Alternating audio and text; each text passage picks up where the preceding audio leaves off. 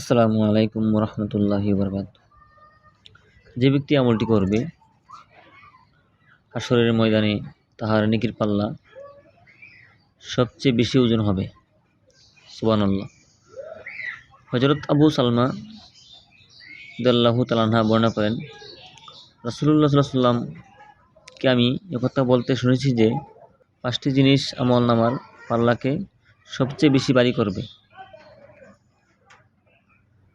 সেই 5টি জিনিস হইল সুবহানাল্লাহ, আলহামদুলিল্লাহ, লা ইলাহা ইল্লাল্লাহ, আল্লাহু আকবার। এই হলো 4টি।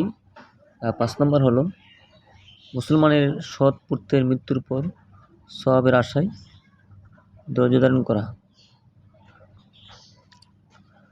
তো এই 5টির মধ্যে সুবহানাল্লাহ, আলহামদুলিল্লাহ, লা ইলাহা ইল্লাল্লাহ, আল্লাহু আকবার এই তাসবিহগুলা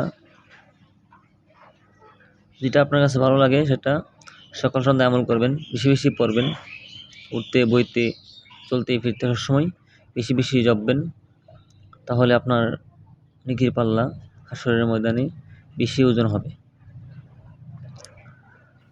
এবং আপনার কোন সন্তান যদি মারা যায় তাহলে ধৈর্য ধরবেন, সবর করবেন, তাহলে আল্লাহ রাব্বুল আলামিন আপনাকে আপনার নেকির পাল্লাকে ভারী করে দিবে।